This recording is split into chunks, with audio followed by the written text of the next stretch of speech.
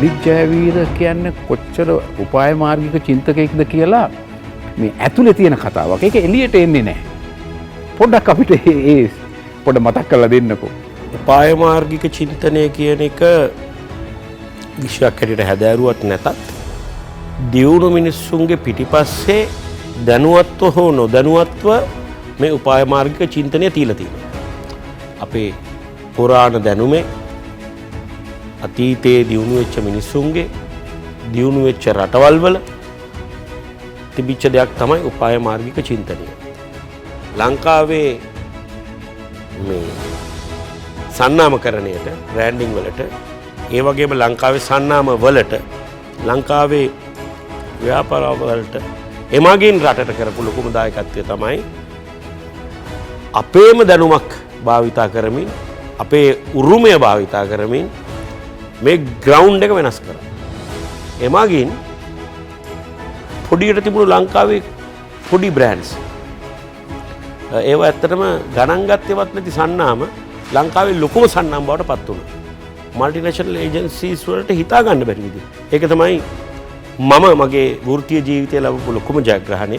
ඒක අදටත් කොන්ක්‍රීට් එකක් දැම්මා වගේ තියෙනවා. ඒක වෙනස් වෙලා නැහැ අද. උපාය මාර්ගික චින්තකයෙක් හැටියට ඔබ බලලා තියෙනවා ඒක මහ විශාල දෙයක් හැටියට. ඒක දැකලා තියෙනවා ඒකේ how massive කොච්චර දැවැන්තයිද ඒක කියන එක. අපේ උරුමය, අපි ළඟ තියෙන දේ. ඒක ඔබ නිර්මාණය කළා වෙනත් මට්ටමකට. කොහොමද එතකොට නිකන් උදාහරණ කියන්න පුළුවන්ද? ඔය කිව්වා වගේ සමහර වෙලාවට බොහොම පුංචියට හිටපු සමාගමක් ඒ බ්‍රෑන්ඩ් එකක් next level එකට ගෙනියපු උදාහරණයක් එහෙම. උපාය මාර්ගික චින්තකයෙකු කොහොමද මෙන්න මේ චින්තනය තමන්ගේ අතේ තිබෙන ඕනෑම ප්‍රශ්නයකදී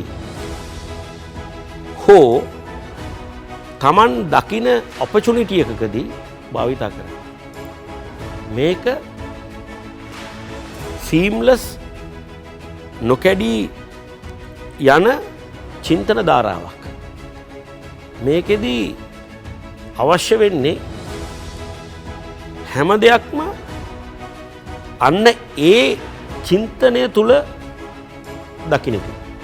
කියන්නේ හැම දරුණු ප්‍රශ්නයක් ආවම විසඳුම පේන්න නම් උපාය මාර්ගිකව හිතන්නට ඕන. අපේ රට මොන වේදිකාවේද භාවිතා කරේ මේ ව්‍යවසායකත්වය කියන වචනේ? උපාය මාර්ගික සැලැස්ම කියන එක මම අහන්නේ අපිට කොච්චර වැරදිලාද? දැන් ලෝකේ දියුණුණු හැම රටක්ම දියුණු වෙලා තියෙන සනත්